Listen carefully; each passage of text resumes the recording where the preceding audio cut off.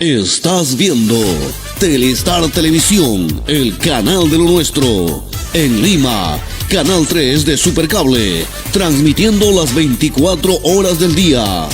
Y para todo el mundo, en las redes sociales.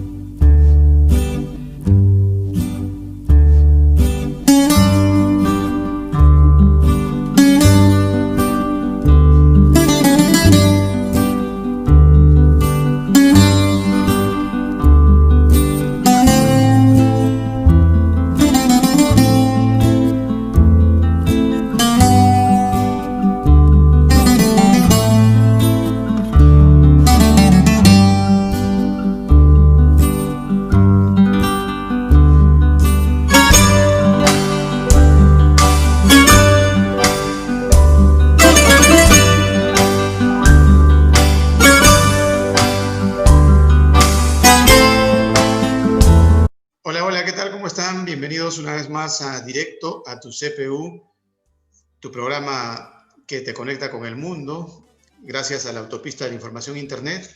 Y a partir de ahora, por televisión por cable. Estamos por Supercable, Telestar TV, Canal 3. Y pues gracias al señor Richard Huarcaya, quien ha tenido la gentileza de permitirnos ese enlace. En la Gran Lima Metropolitana nos ven a través de este canal. Y hoy tenemos pues un enlace con nuestras hermanas que están ubicadas en el Viejo Mundo, en Valencia, España, una, y la otra en la frontera colombo-venezolana, en Cúcuta. El último reducto, o el primer reducto quizás para los colombianos, el último para los venezolanos, un puente los separa. Y por ahí hay un museo, creo, a Santander, si no me equivoco, en esa bella ciudad de Cúcuta, muy caliente, muy calurosa. Bien, Valencia, ni hablar, con su belleza muy particular europea. Tenemos entonces a Inma desde Valencia y a Paola Rodríguez desde Cúcuta. Vamos a pedirles que nos den sus saludos y de alguna manera pues nos introduzcan un poco a la temática migratoria. ¿Cómo la ven? Inma. Sí, hola, buenas noches desde España. Aquí son las 10 y pico, que son 7 horas más, ¿no? Uh-huh.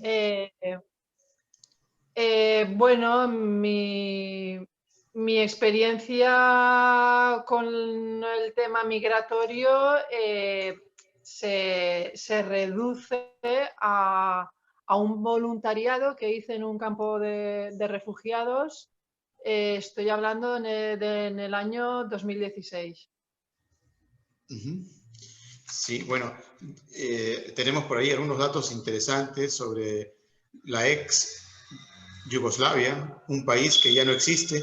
Nos vas a explicar algo al respecto. También nos mencionas un poco la frontera con Macedonia y de alguna manera pues nos hablas de una expresión que en algún momento la hemos escuchado, tal vez. Soy musulmán, pero soy humano. Y eso lo resumes en tu nota migratoria. Pero vámonos con Paola. Tus saludos, Paola. Y tú estás en la encrucijada de dos países hermanos, en esa división que no debería existir, pero que por razones políticas se dividieron. Háblanos sobre el lugar donde te encuentras y sobre tu punto de vista migratorio. Bueno, sí, buenas tardes. Yo soy Paola Rodríguez Gáfaro.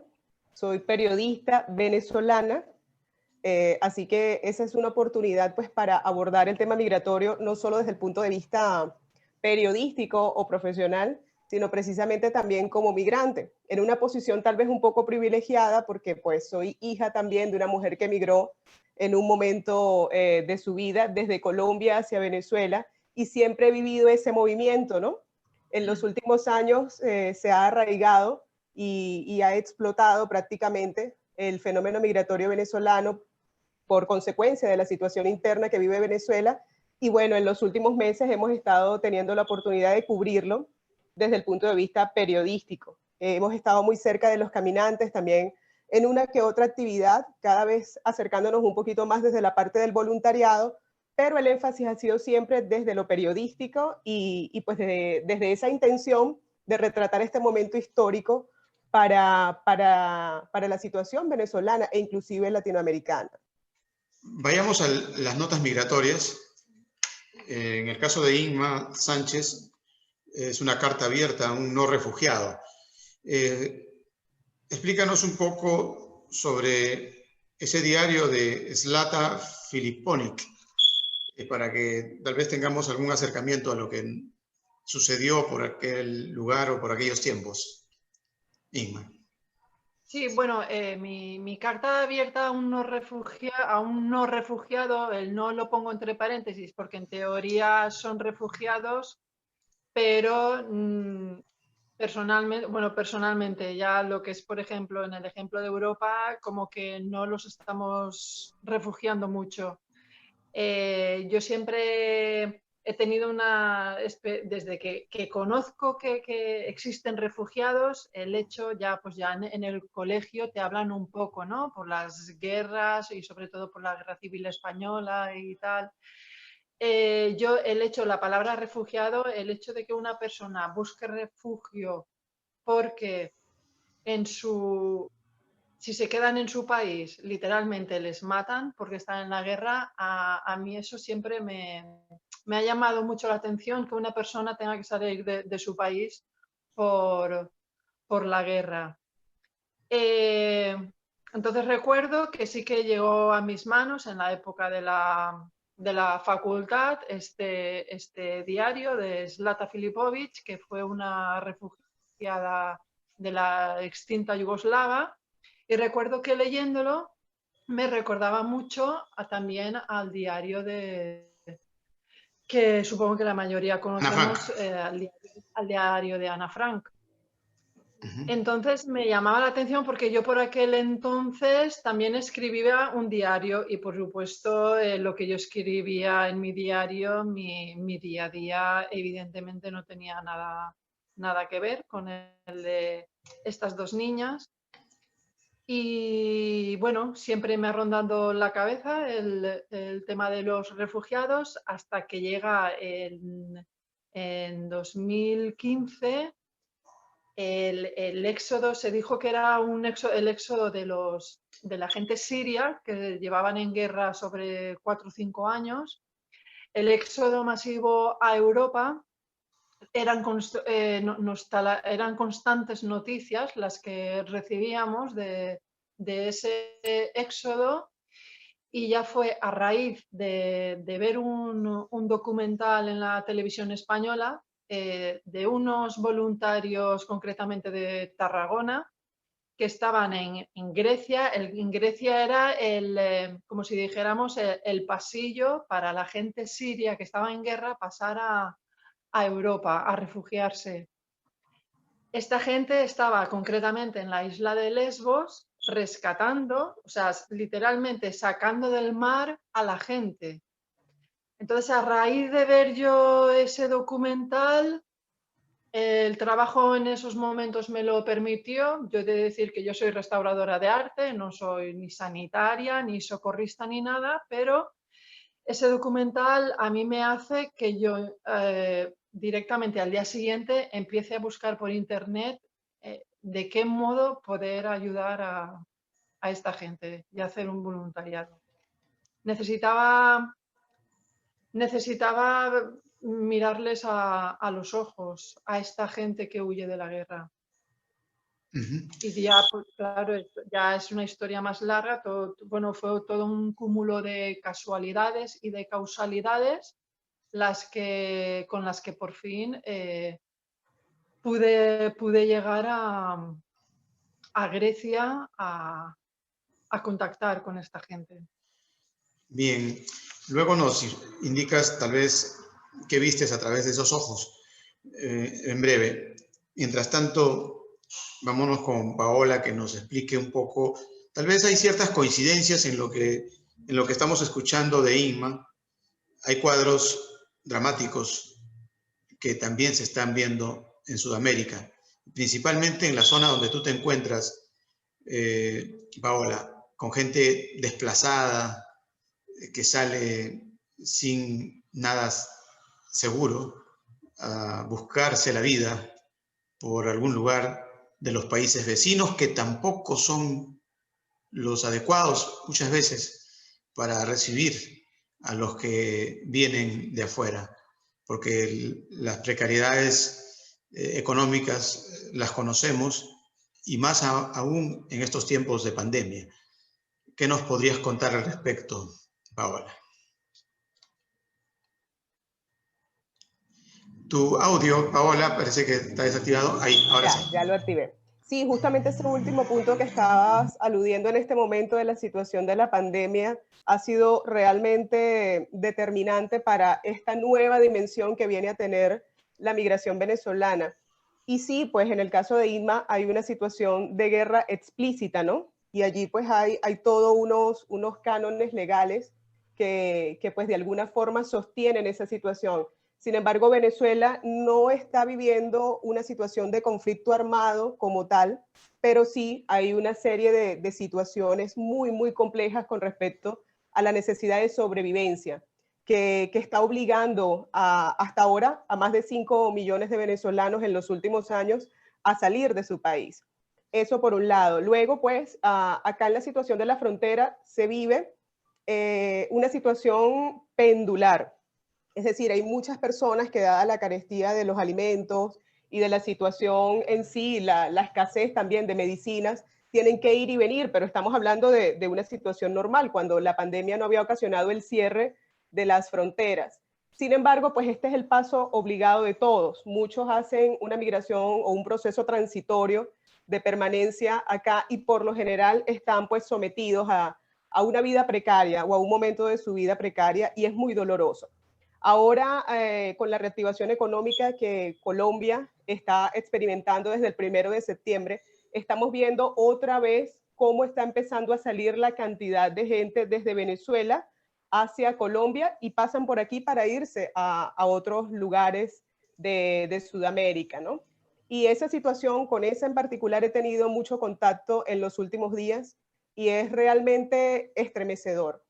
Hemos hablado con familias de 11 personas, familias de 8 personas, núcleos de papá, mamá, un hijo, un bebé que va como un canguro al revés, escribía yo en alguno de los reportajes que compartimos con ustedes. Y bueno, realmente es difícil, ¿no? Y sobre todo que en estos días estábamos reflexionando a partir de un espacio de formación cómo se van reconfigurando esas identidades, ¿no? Si bien Colombia y Venezuela comparten el mismo idioma, comparten culturas similares y demás, de alguna manera hay muchos cambios para los cuales no necesariamente siempre estamos preparados, estamos dispuestos, y bueno, es realmente bastante complejo y difícil. La frontera también siempre ha tenido una relación económica de codependencia, ¿no? Y eso hace que acá la situación sea difícil, insistimos. Entonces la gente viene con la esperanza de poder hacer una nueva vida o abrirse nuevos caminos, y las circunstancias son retadoras muchas veces. Y de igual manera, tal como lo decías, o sea, la situación de los países, de los distintos países de Latinoamérica en estos momentos no es sencilla, todavía menos con la pandemia, y si esos países no han podido ofrecer protección y amparo necesario a su propia gente, a su propia población, pues también ahí queda una tarea pendiente con los migrantes y los refugiados venezolanos en particular, ¿no? Que es una situación transversal en este momento, principalmente para Colombia, Ecuador, Perú, Chile y bueno, algunos otros, ¿no? Por eso serían como los más simbólicos de este momento. Para el caso de Inma, anota ella un lugar, Idomeni, junto a la frontera con Macedonia, en el año 2016. La descripción de ese momento, creo que la hiciste un poco, pero nos gustaría que tal vez ahondes un poco más, ya que al espectar Sudamérica y ver estos cuadros que, como dice Paola, no obedecen a una guerra puntual, ¿no? De las clásicas guerras que las vemos en películas. Pero esta guerra es una guerra humanitaria también la que tenemos nosotros. ¿Qué nos podrías contar respecto a Idomeni, Inma? Y tal vez algún punto de comparación con lo que te enteras que llega de Venezuela. Incluso han llegado muchos venezolanos a España, ¿no? Sí. Quería puntualizar también que yo, por ejemplo, en el campo de refugiados en el que estuve, no solo era gente siria, no solo eran refugiados, también habían migrantes, porque había gente afgana, había gente del Kurdistán, habían iraquíes, que esta gente no huye concretamente de la guerra, sino que son migrantes. Como les comentaba antes, cuando yo empiezo a buscar por internet cómo llegar a la isla de Lesbos, porque es en Lesbos donde están llegando todos estos refugiados sirios, bueno, contacto con un médico español de Huelva, en concreto, andaluz, que decía que también quería ir a ayudar en la medida de lo posible, pero que no controlaba el inglés. Allí esta gente refugiada desde niños en la escuela les dan las clases de inglés y lo dominan bastante todos los que todos los que pasan a Europa. Mi inglés, por ejemplo, era básico, pero yo me puse en contacto, bueno, el médico este de Huelva decía que quería ir a ayudar, pero que no sabía inglés, que si alguien que supiera inglés quería acompañarle también para compartir los gastos, porque lo que dice la propia palabra voluntario es voluntario, te tienes que sufragar tú los gastos que tengas. Entonces yo le escribí y le dije que yo ni era sanitaria ni sabía inglés, pero que yo quería ir. Total, contactamos con otras personas. Durante el tiempo en el que nos intentamos organizar el viaje y contactamos con otra gente, con otros voluntarios españoles, el éxodo, que la gente que está llegando en Lesbos se centra en Idomeni, pasan a lo que es el continente, no se quedan en la isla, pasan al continente, o sea, al país de Grecia, y llegan a Idomeni, que Idomeni es una población cercana a Macedonia, ¿no? Es fronteriza en Macedonia y es donde hay una estación de tren y esta gente aspira a cruzar la frontera, a coger el tren y cruzar la frontera para ya llegar a Alemania, a Inglaterra, a España, a algún país de acogida.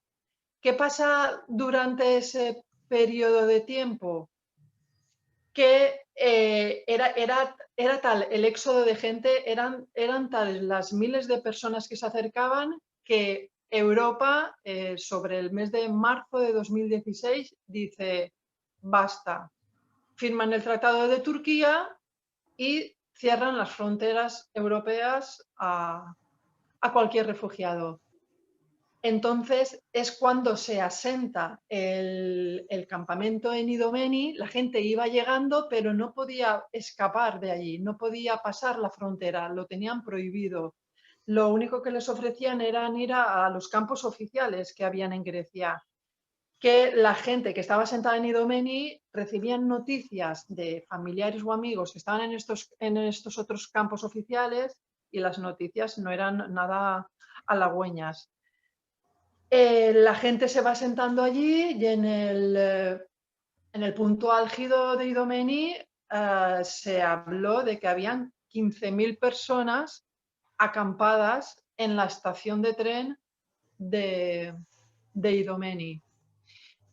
A día de hoy, yo estoy hablando del 2016, a día de hoy las fronteras siguen cerradas, las fronteras de Europa. El Tratado de Turquía sigue firmado, sigue en auge. Y bueno, tengo que decir que Idomeni fue una especie, bueno, Idomeni se desmanteló. Yo estuve en abril y mayo y a mitad de mayo Idomeni se desmanteló porque Idomeni era como un campo, era clandestino. Idomeni no podía estar ahí. Idomeni, ahí había un tren que para los propios griegos era un tren que ellos debían de utilizar. Y bueno, y se desmanteló este campo. Este campamento no se desmanteló a la fuerza bruta, no entró la policía griega y empezó a desmantelar, sino que se desmanteló muy poco a poco. Empezaron a cortar el agua caliente, el agua caliente no, perdón, el agua corriente, ni hablar de agua caliente. Agua caliente si la calentabas con fuego, sí, por supuesto que no había servicio de agua caliente. Empezaron a evitar que entraran voluntarios, a hacer reparto de comida y claro, la gente al final pues tuvo que irse a estos campos oficiales que habían en Grecia, como es el campo que se asentó en Moria, que días atrás se ha quemado y han tenido que huir también de ahí. O incluso a veces veíamos a gente, a refugiados, que les decíamos, pero ¿dónde vais a las tantas de la noche? Y decían, recuerdo de un chico que nos comentó que prefería volverse a Siria y morir en un segundo que no estar muriendo en Idomeni lentamente, por las condiciones que allí había, que eran nefastas. Bien, ya que nos mencionas Indomeni, ¿habría un Idomeni por ahí por donde tú te encuentras, Paola? ¿Has visto algo similar? Por lo que en algunas narraciones que hemos leído de tus notas migratorias, pues hay lugares que pueden significar, dice, entre 7 a 10 horas al día sin electricidad. Puede significar que no hay gas para cocinar y entonces hay que organizarse con leña. Y una serie de detalles más. ¿No crees tú que por ahí tenemos Indomenis? Coméntanos, Paola. Bueno, yo observo, de acuerdo a lo que le escucho a Inma, varias situaciones puntuales en las que podría haber similitud. Por ejemplo, eso que tú refieres de 7 horas sin electricidad, de escasez de gas, de prácticamente el servicio del agua nulo, esas son situaciones que se están viviendo en Venezuela en este momento y que forman parte del diagnóstico que se ha hecho de la emergencia humanitaria compleja que se ha agravado en esta situación de la pandemia. Sin embargo, ahora que Inma también hablaba, me llega al alma realmente, y lo digo como periodista, pero antes que nada como hija de Dios, debo decirlo, cuando relatabas esa parte en la que alguien se decía que se iba a devolver porque prefería morir en el lugar del que huyó. Bueno, justamente esa situación fue el eje de lo que vivimos con la situación del retorno. De hecho, allí, en esas situaciones que yo inicio este ejercicio periodístico desde acá, desde Colombia, con la situación del retorno de gran parte de los migrantes. Si bien han salido más de 5 millones en los últimos años de Venezuela, alrededor de 100, 120 mil tuvieron que retornar en medio de la situación de la pandemia. Y justamente siempre eso que estaba diciendo Inma en este momento era una de los argumentos que usaban muchos de mis compatriotas para decir, bueno, si yo voy a pasar trabajo, si yo voy a pasar necesidades, si yo no voy a tener que comer, pues yo me voy a mi país porque no hay ninguna otra opción. Realmente esos fueron los estragos económicos que ocasionó la pandemia, gente desalojada de sus espacios, de sus arriendos, de los cuartos o de las casas en las que alcanzaron a estar fuera de su país, gente que se quedó sin empleo de un día para otro, porque recordemos que la ocupación a la que más tienen acceso los migrantes venezolanos, por ejemplo, en países como Colombia, es en esos espacios informales, ¿no? Que no siempre son del todo estables. Y justamente la crisis que acarreó esta situación del COVID-19, las necesidades del aislamiento y del confinamiento, pues llevaron a que muchas de esas personas perdieran esos puntos de equilibrio y volvieran a ese difícil estado del que justamente usted estaba partiendo, Jorge, a una Venezuela que en este momento se enfrenta a cortes de luz prolongadísimos, a la falta de agua, y justamente en un momento en el que necesitamos resguardarnos tanto, por ejemplo, las medidas básicas del lavado de manos, la posibilidad de asistir a un médico o a un centro hospitalario, si llegáramos a tener una complicación más allá con esto del COVID. Entonces, pues es bastante difícil para las personas que han tenido que salir desde Venezuela en estos momentos de pandemia. Lo ha sido desde hace varios años y en estos momentos de pandemia es todavía más difícil. Justamente en ese contexto, recordaba también cuando Irma hablaba al principio de la situación de los refugiados, hay unas corrientes de organismos de defensa de derechos humanos que aluden a la necesidad de declarar a los venezolanos también como refugiados, porque se habla mucho de la migración como lugar común, pero realmente en instrumentos legales como por ejemplo la Declaración de Cartagena, hay como una oportunidad por la situación de la violación de derechos humanos, por el conflicto interno que vive el país, que no es necesariamente una guerra armada, pero realmente es bastante difícil. Entonces, pues, sea este espacio propicio también para llamar a la reflexión de aquellas personas que no conocen esa posición y que pues podrían hallar un espacio para reflexionar en cuanto a eso, tanto en Europa, desde donde está Irma, como desde donde tú estés también, Jorge. Así es. Bueno, este es un trabajo que es un trabajo humanitario. Estamos en el marco del poeta César Vallejo, la nota migratoria de César Vallejo, y César Vallejo tenía esa característica.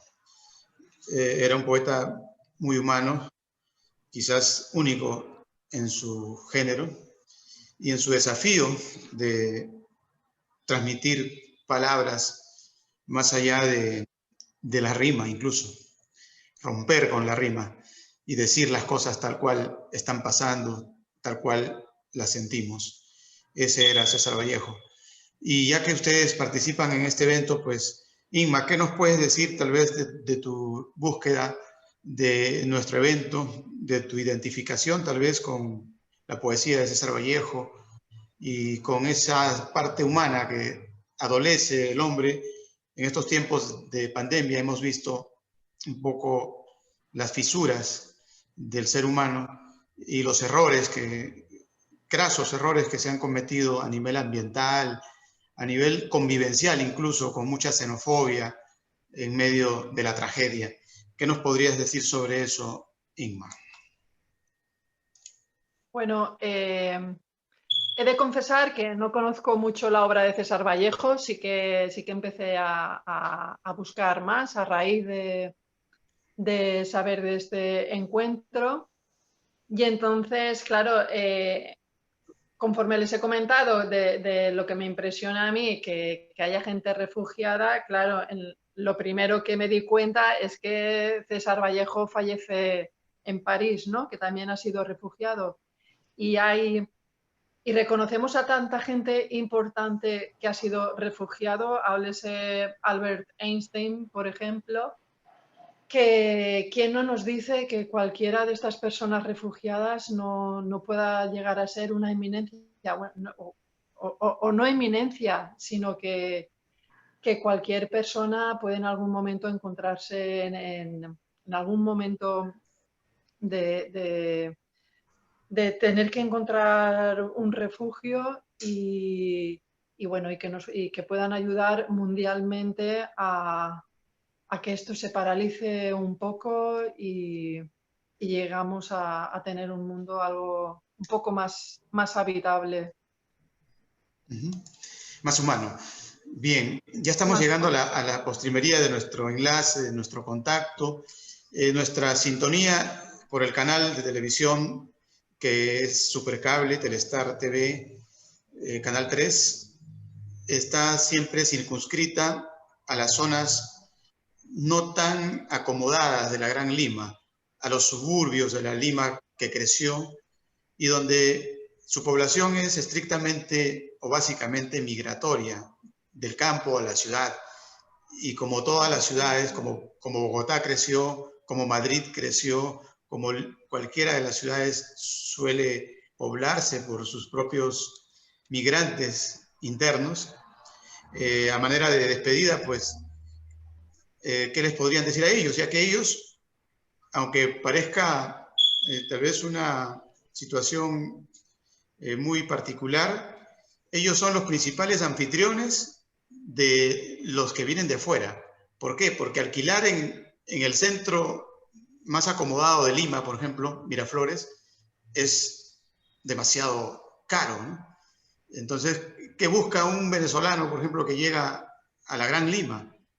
Busca precisamente estos sitios donde son más económicos y donde la gente incluso es un poco más condescendiente con el trato, son más amables de repente porque conocen la precariedad de cerca. A veces el mundo de cemento de la gran urbe hace que seamos un poco más xenofóbicos. Y bueno, ya que nos están sintonizando por Telestar TV, aprovechen la ocasión para dirigirse a ellos y romper con esa mirada tal vez equivocada que tenemos respecto al que viene de afuera, ¿no? A veces nos equivocamos radicalmente y no vemos los valores que llegan, sino todo lo contrario. Paola, a manera de despedida. Bueno, yo tengo tiempo reflexionando justamente a raíz de todo lo que ha venido sucediendo en Venezuela, porque me tocó vivir gran parte de la crisis. Yo estoy acá desde hace relativamente un año y tanto de manera formal. Antes solo iba y venía. Y bueno, yo he venido entendiendo lo importante de valores como la otredad, la coexistencia y la empatía. Entonces, esa posibilidad de pensar en la situación del otro y de ponernos en los pies y en la situación de ese otro que viene a mí, yo creo que es un ejercicio necesario. Y no solamente con aquel que parece extranjero o foráneo, sino yo creo que con todas las personas, ¿no? Siempre tratar de entenderlo desde lo que nos podría suceder a nosotros para así hacer ese ejercicio de sensibilización necesario, que yo creo que al fin y al cabo va a mejorar los procesos de convivencia, ¿no? Y entender que en particular con los migrantes vienen de un sitio donde no se sentían seguros, nadie se va de su casa porque quiere y muchísimo menos a un lugar que no sabemos cuáles condiciones necesariamente nos va a brindar. Y de ahí pues entonces seguir en ese ejercicio constante de insistir en lo bueno, en lo noble. Yo soy una persona creyente, yo creo en Dios y pues a Él le entrego siempre todos mis sentimientos y todas mis acciones en esa esperanza de que alguna vez veremos un mundo idóneo en el venidero, en la eternidad, y pues eso también me alienta. Sin embargo, pues hay una realidad y una dimensión tangible en la que tenemos que superar una serie de retos y yo creo que ser solidarios, ser empáticos, ser los mejores seres humanos posibles nos va a ayudar a mejorar esos procesos de convivencia, insisto, tanto como con nuestros compatriotas mismos, sea en Perú, Colombia, Chile, España, como con aquellos que son extranjeros también, ¿no? Acogerlos en la medida de lo posible porque no sabemos tampoco cuándo nos toque la vida da vueltas. Y bueno, de alguna manera, tratar de aprovechar también las oportunidades de crecimiento y de desarrollo que pueden traer esas personas a nuestros espacios. No solamente porque la política pública siempre tarda mucho en llegar. Digamos que los planes de los gobiernos y todo esto siempre van detrás de los fenómenos a medida que van ocurriendo. Pero en nuestras propias vidas sí podemos hacer un uso positivo, provechoso, constructivo, edificante de las personas que vienen con alguna necesidad y darles ese espacio de crecimiento para que en algún momento este mundo empiece a ser cada vez mejor. Bien, gracias Paola. Inma, tus palabras finales, ¿qué nos dirías? Sí. ¿Qué les dirías a esta gente que está detrás de esta temática migratoria, abierta a entenderla más, a conocerla, a quererla quizás? Sí, pues a raíz también de lo que acaba de comentar Paola, yo cuando volví de Idomeni, hubo una profesora de un instituto que me dijo que por favor, que si podía prepararme alguna charla para darle a sus alumnos, y a raíz de esa charla pues me salieron otras más y estuve exponiendo mi voluntariado, tanto desde niños, desde pues, edades de 10, 12 años, hasta universitarios. Y mi charla siempre acababa conforme lo que ha dicho Paola. Yo siempre acababa diciendo, no hace falta irse a Idomeni o no hace falta irse a Venezuela a ayudar. Si puedes ir, por supuesto, pues perfecto. Enhorabuena. Pero que en cualquier momento, y me dirigía al alumnado y le decía, en cualquier momento la persona, el compañero que tienes a tu izquierda o a tu derecha puede necesitar tu ayuda. Así que atiéndelo en la medida de lo posible y ayúdale. Quería comentar también los solidarios que eran los propios refugiados. Yo estuve, bueno, voy a intentar resumir, yo estuve ayudando en una tienda de campaña, en un hospital de campaña. Estuve, claro, ya he comentado que no era sanitaria, entonces me pusieron en la zona de farmacia, en donde yo dejaba que la farmacia estuviese organizada, que si faltaba algún medicamento me acercaba a un pueblo cercano y lo compraba y tal. Bueno, me dejaron un poco encargada de la farmacia. Es decir, que allí se acercaban jóvenes refugiados que, como ya he dicho, dominaban el inglés y ayudaban a los médicos con el idioma. Los propios refugiados, claro, porque el día a día de ellos allí en el campo era esperar. Y era un día, y llegaba un día y seguían esperando a ver si Europa les abría las fronteras. Entonces también tenían que utilizar su tiempo en algún entretenimiento y muchos de su entretenimiento era ayudar a sus propios compatriotas. Bien, y el tiempo nos está venciendo, Inma. Te agradecemos por tu participación, por tus palabras identificadas con la migración. Y bueno, seguramente te vamos a tener en otras invitaciones para que nos des esas charlas que ya sueles hacerlo sobre tu experiencia en Idomeni. Perfecto. Y también a Paola, que está en otra zona crucial para América Latina, como es la frontera colombo-venezolana. Como diría Vallejo, nos vamos a despedir, bueno, de toda la gente de Telestar TV, por Supercable Canal 3, diciendo algo que tiene que ver con lo que mencionó Paola. Siento a Dios, decía César Vallejo, siento a Dios que vive conmigo tan en mí. Chao, hasta la próxima. Gracias.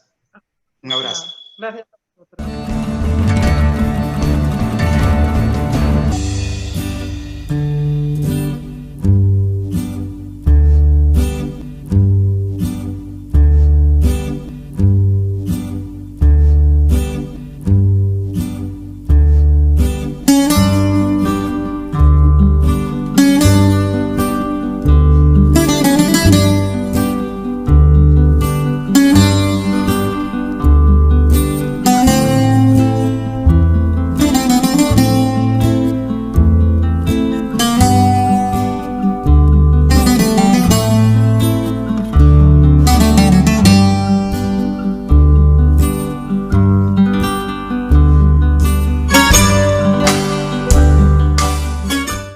Estás viendo Telestar Televisión, el canal de lo nuestro. En Lima, Canal 3 de Supercable, transmitiendo las 24 horas del día. Y para todo el mundo, en las redes sociales.